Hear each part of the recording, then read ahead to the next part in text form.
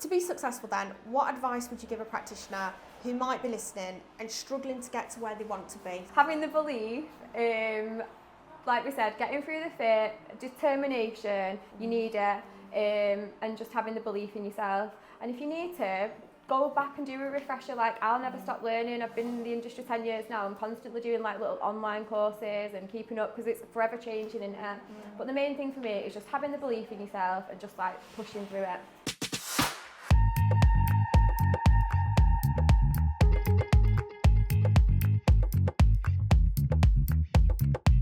Hello guys, and welcome back to the Face It podcast. Today we have a very special episode in a long line of very special episodes. We are travelling up and down the UK to visit some of the industry's leading practitioners and experts in their field, whether that is in aesthetics or in beauty. These people have influenced their industry in some way, have achieved huge success, and are full of amazing stories, inspiration and advice for both you and for me. We'll be visiting them on site at their own clinics, salons or studios and getting their views, their thoughts and opinions on their careers. There will be something in every single discussion to take away and apply to your own business. So stick around and grab yourself a pen. Sometimes all it takes is a small nugget from an entire conversation that can spark the biggest change in your business. So without further ado, it's time to welcome our guest. I'm here with Chanel of Fab HQ here in Manchester. Fab HQ has grown into multiple clinics and training academies offering award-winning services and training in the region. So Chanel, what were you doing before Fab HQ? How did you start? Before aesthetics? Yeah. What were you doing? So yeah, it's 10 years this year, Wow. and I've just got back from living in Australia, and I was working in a call centre, pregnant with my first child, 23, and it was as random as I literally woke up one day, said to Ma, who's now my husband, can you lend me £1,000 to do a brow course? And I think he was just a little bit like, yeah, okay.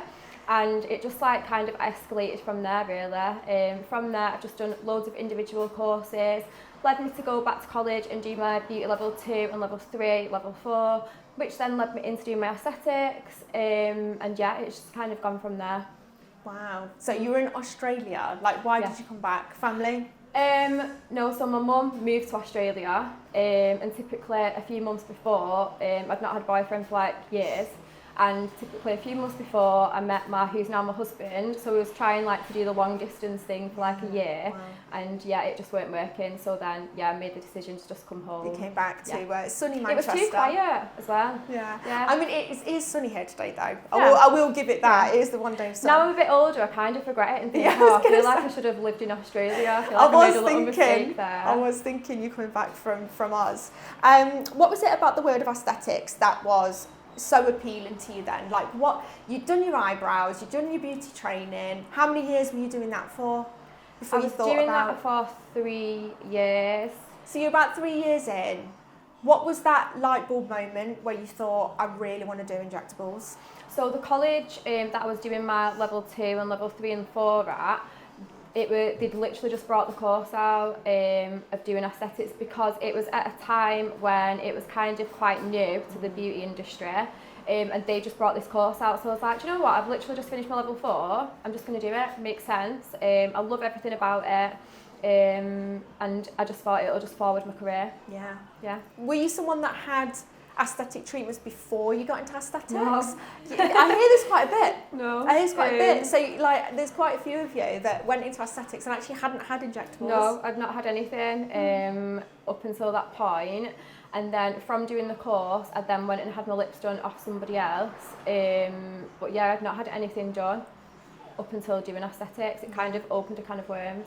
Yeah. Not that I've had loads done now, but I mean, yeah, I didn't even think about it. It's like one of the girls has just been saying then on training, she was like, wow, now I'm looking in the mirror and I'm seeing all these things that I never even noticed before. But it's like, it's just when you start learning about it, yeah. Nightmare, innit? I am going to mention though about your cheeks because I did watch your video. I watched your video the other day and you've just mentioned it to the girls. We're here with Chanel today doing training, so you're actually going to get to see Chanel in action with her training academy. But You've not had cheek filler? No, I've not had They cheek are- filler. they are and I have to do a God-given. disclaimer, yeah, because like I was saying to the girl up there, maybe I'll start saying that I've had cheek filler, but no, I've not had cheek filler. It's like every single student seems to ask me on the course, have you had your cheeks done? And I'm like, no, I've actually not. I'm naturally blessed with I know, these but then I feel like I might be, no, they're just natural, but I'm not even being like that. I'm just like, no. But it was before cheeks was even a thing, so yeah, no, I've not had them done. Yeah, you're just lucky. You're one of I'm the lucky lucky ones. with these cheekbones. I'm lucky that they've kind of come into like a fashion thing as well. Yeah, I think. absolutely, yeah. So how did you build Fab HQ into the successful brand of aesthetics treatments and training and education that you've built today? Like, what was the pathway to that? You'd done your aesthetics training.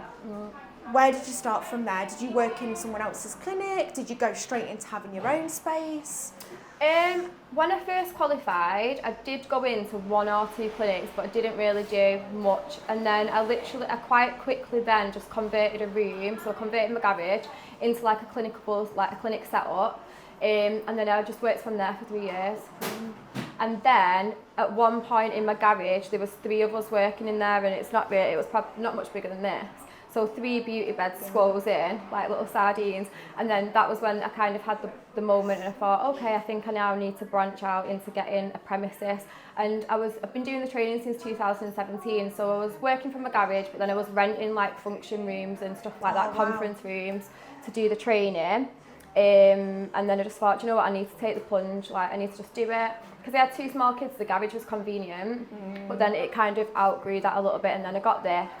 And then got the second one. Yeah. When did you get your second premises? That was so I opened this one in 2019, but then obviously 3 months later lockdown hit. I know, so that was a bit of a nightmare. And then I opened the second one literally just as we was coming out of lockdown. Yeah. And I suppose you'd had a lot of time in lockdown to sort of sit and mull over, like, what do I want to do? What's my goals? Where do I want to be? Yeah. So, I suppose you just took the plunge at the end of lockdown and thought, I'm just going to open a second space. I'm quite like that. I just think I get an idea and then I just go with it. I don't really think it through a little bit. But what I have realised is at the beginning it was like I've been doing a bit of lashes, a bit of brows, a bit of this, a bit of that, brought out a lash brand, tried a bit of everything, and then it's this year really I thought, no, what I'm the most passionate about, which is the training and the aesthetic side, and then I feel like I've just zoned more into that, especially this year, and I think that's like a lot better than trying to do everything. Yeah, I think you That's do how come you to really that grow point. it. I mean, you've got 10 years of experience behind you in beauty and aesthetics, so it's like, I always say this, I think it's quite helpful for newbies coming in. We have a lot of listeners that are newbies coming into the industry to just have a go at things. Yeah, 100%. Find out, like, what am I passionate about? What do I really enjoy doing the most? And then you sort of end up dropping things as you go along and then focusing you might not like everything. Yeah. And I'm a big believer, and that's what I try and say to all the students, especially when you're doing a course like we're doing and we're covering like a vast variety of things.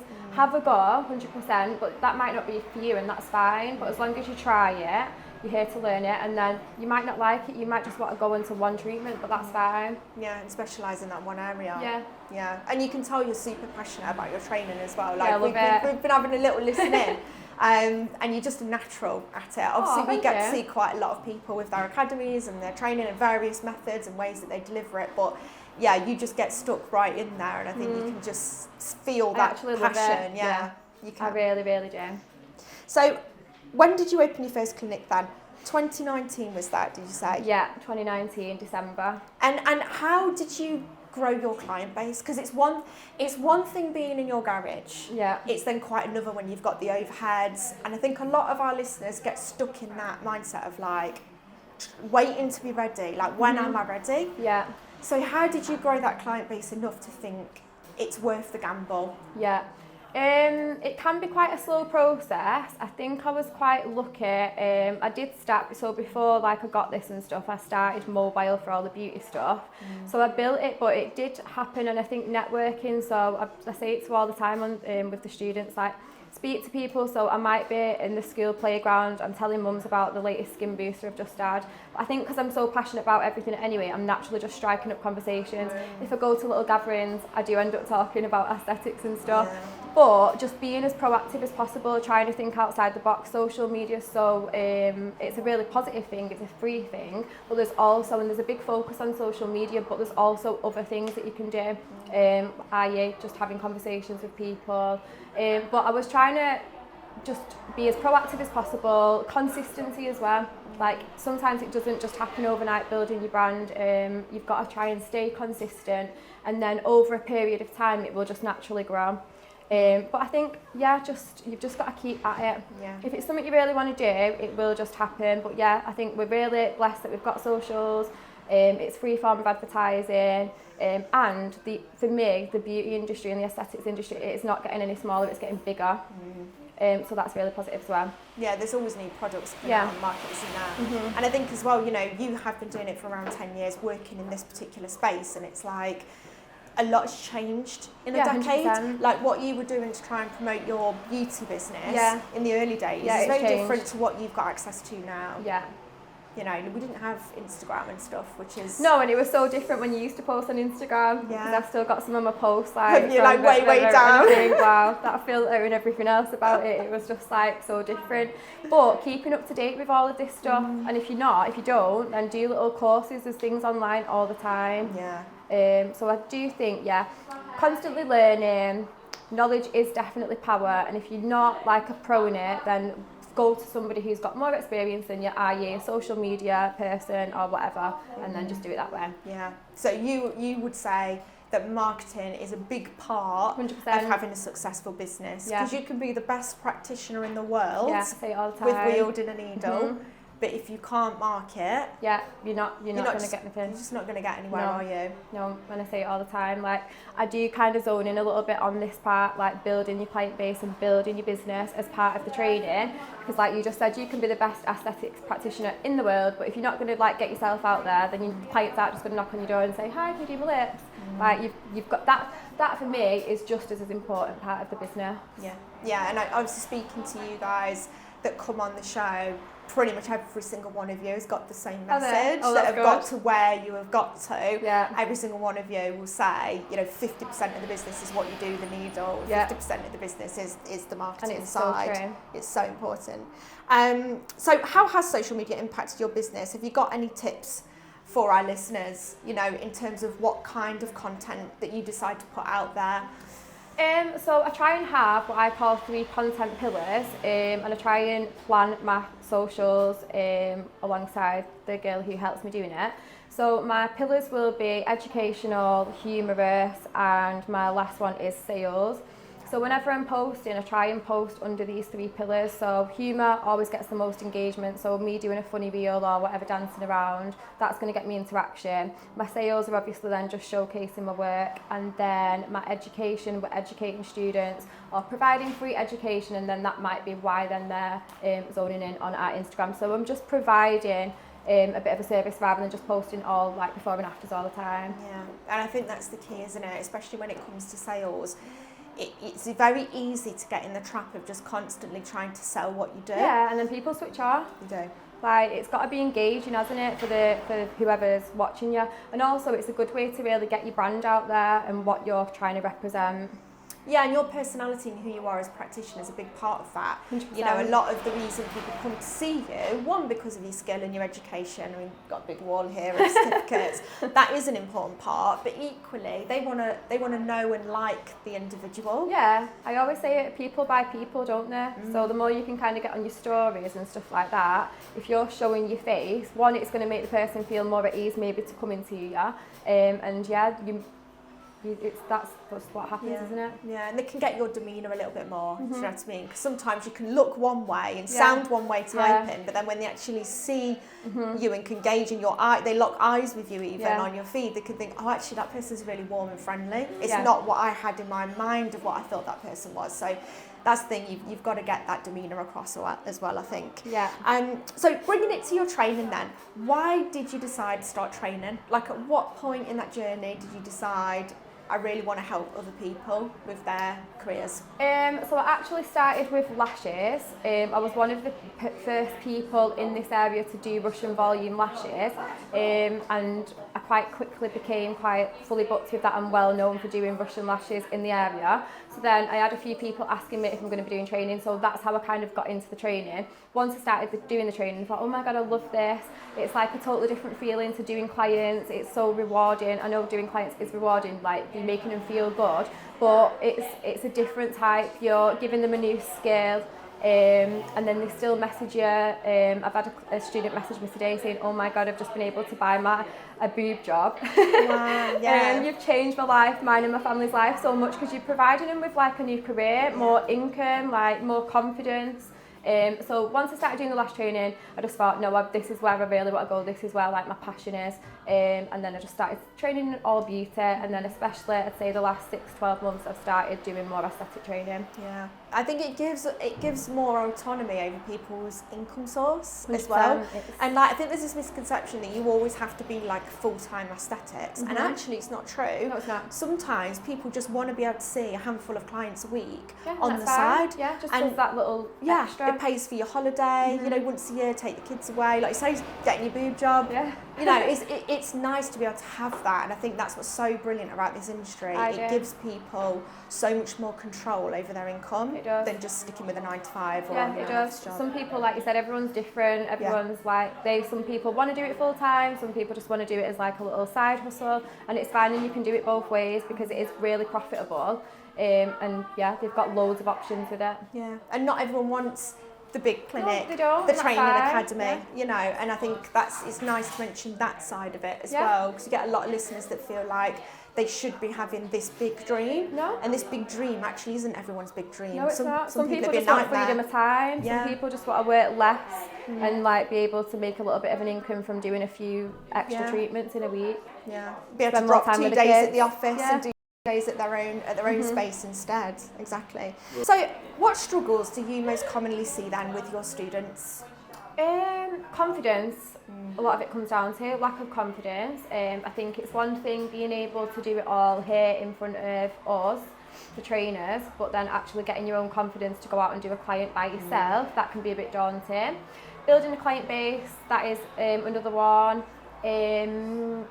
And yeah, I'd say that was the main 2 things: confidence and building the client base up.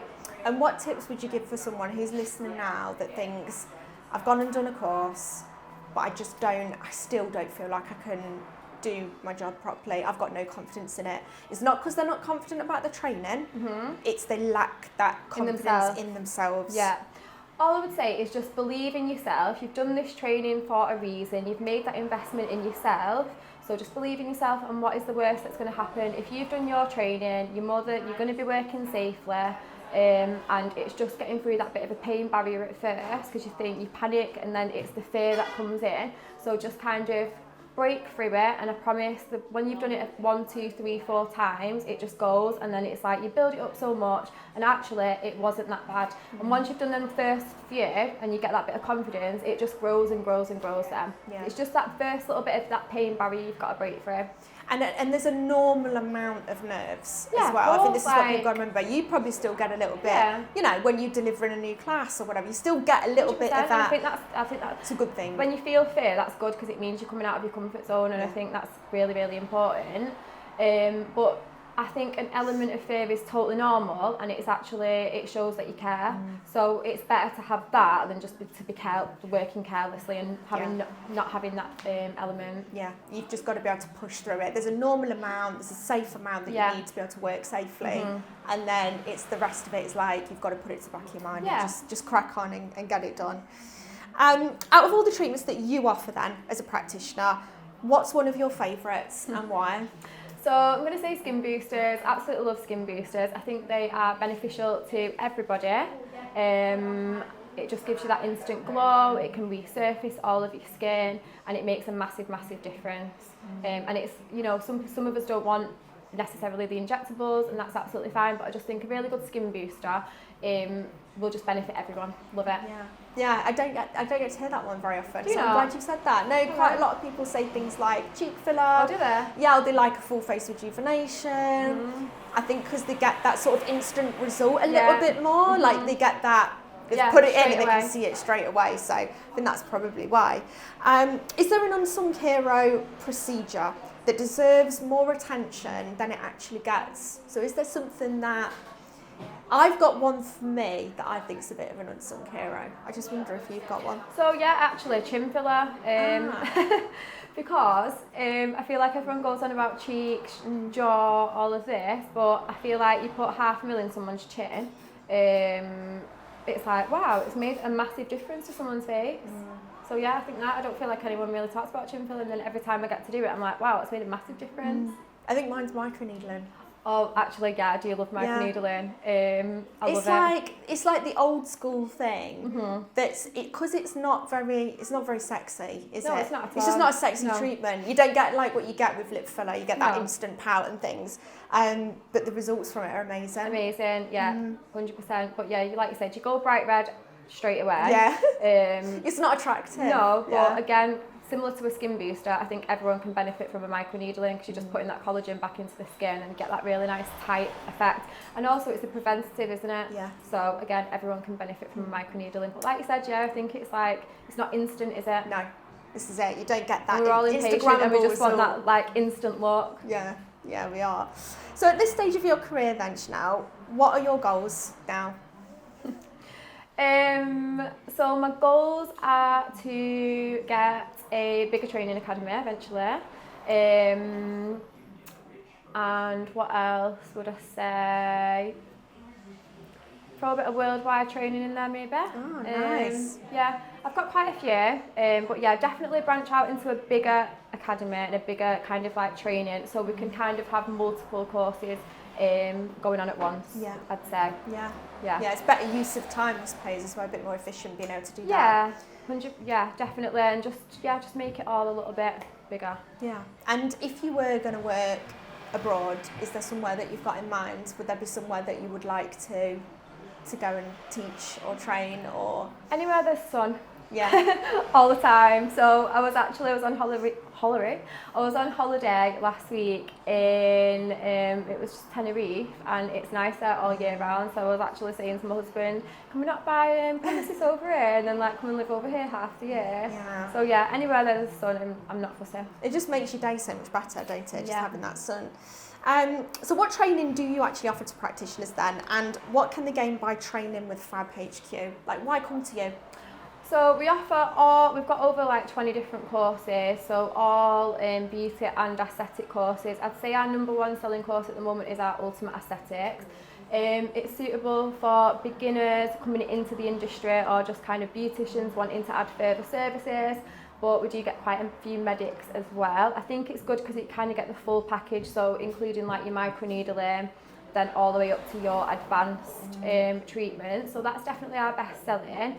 And I just think Fab HQ, as soon as you come in, it's a really warm, friendly kind of atmosphere, and I do think you feel it as soon as you come into the building. I'm really, really big on student support after training. So we do have like a little community WhatsApp group. I'm always following up with the students after training. We're constantly providing them with more content. So when I'm doing all the courses, we're constantly forwarding this on, so I'm really, really big on aftercare because, like I said to you before, it's one thing I think having like the students on the course, they can do all the treatments, but once they go out into their own clinics, I am aware they can sometimes have that little bit of fear, so I'm constantly catching up with them. I'm like, ring me anytime, message me, and I think they love that. So yeah, brilliant. I'm really, really big on just following up with the students, and creating like a community feel. Like I just love that. Yeah, I think it's important, and I think that's been lacking historically. And I think now that there's more of you that are in this space that are starting to realise that actually the aftercare side of it's really, really important. Course. And I actually really want my students to be successful. I love seeing that when they're messaging me saying, oh my God, I've achieved this. And I think retaining that relationship with them throughout the training. Your training doesn't end when you finish here today. It's like an ongoing thing. Yeah, it's so true. So if you could change something in the industry, what would it be? If I could change something, it would be medics hitting at beauticians in the industry and kind of digging, and vice versa a little bit as well, because ultimately we're all here to provide the same service. And I don't think there needs to be any of that in the industry. I think there's enough room out there for everyone. And I just think, collaboration over competition always. Yeah, I agree, and I think it just comes down to standardising training 100%, in general. I think that's needed, definitely. Everyone's talking about these new regulations that are coming in. I don't think it's a bad thing. I don't think it's anything to be scared of, but I think it's just going to make everyone work to them really, really good standards. Yeah, absolutely. And it's like any industry, and it's like any qualification. You know, you get great doctors and really, really bad ones. You know, you get great engineers and really, really bad ones. I've Great lawyers and bad ones. It was the worst lips that I've ever had, so I'm just throwing that out there. But I just think there's really good beauticians, there's really bad beauticians that are doing it, there's really good medics that are doing it, and it's just the individual person. But I just don't think there should be any of that going at each other. Yeah, no, completely agree on that one. So to be successful then, what advice would you give a practitioner who might be listening and struggling to get to where they want to be? So they've been doing it for a couple of years and they're just struggling. You know, they look at this podcast, they look at what you've built and they just think, I want some of that, but I just don't know how I'm going to get there. Come and do a refresher at Fab HQ. I'm joking, no. Having the belief, like we said, getting through the fit, determination, you need it, and just having the belief in yourself. And if you need to, go back and do a refresher. Like, I'll never stop learning. I've been in the industry 10 years now. I'm constantly doing like little online courses and keeping up because it's forever changing in it. But the main thing for me is just having the belief in yourself and just like pushing through it. Yeah, and being committed to pivoting when things aren't working. Yeah, so if something's not working, do try something else. Like, there's always a way. There's probably loads of things that I've done in the past that haven't been successful. There's probably been things when I thought, oh, actually, you always have that in anything you do. Yeah, you've just got to be able to pivot and think, I'm not going to keep doing the same thing, let's change it up a little bit. Yeah, totally agree. So tell us one of your proudest moments then. Personal proudest moment. Oh God, there's been quite a few. So we did get an award for Best Salon. I think that was just after lockdown, so that was really, really good. Opening this premises, because I think I kind of toyed with the idea for ages, and same kind of thing, it was fear, like, shall I do it, shall I not? And then when I seen it all done, because it was very stressful doing like the renovations and stuff, and then seeing this open, that was really, I loved that. My first fully booked course, like, I was really proud. There's loads, it's always, it's all the time, but sometimes you just forget to reflect, don't you? You do, which is why I like to ask the question, because a lot of times you guys sit there and you go, I thought about that for ages. I'm like, I don't know what was my actual proudest moment, but I think it's good to sit and reflect on what you have achieved, because I think people like you're very go-getting, you're always looking at the next sort of challenge, the next growth plan, like you're out there just doing the thing, and I think you very rarely actually sit back and go, actually look at how I've come, look at what I've actually built, because you're already on to like the next. I'm already like thinking about 10 steps ahead, you know. One proud moment, and it was only last week, I trained a student 18 days ago, and she's been in the beauty industry for a while, and she messaged me and she was like, oh my God, thank you so much, I've just made my first £10,000 profit since training with you 18 days ago. And I woke up to that message and I was like, oh my God, I was really proud of her, but also like proud of me for allowing her that kind of opportunity with the training. Wow, that's incredible. I know. Can you imagine? No, it's madness. I know. So what's next then for Fab HQ, other than you want a bigger premises? Yeah, want a bigger premises. So yeah, we're looking at adding more training courses, so new courses. And we are looking at, what else? I might need to ask this one again because I don't know what I'm doing. There's more courses. There's more courses, yeah. That's fine. Which courses are you thinking of, or are you just having a little look at the moment? So, thread training, because we don't do that at the moment, because I've always been a little bit like that, but since doing loads of models, it's quite a common request, so I just thought, okay.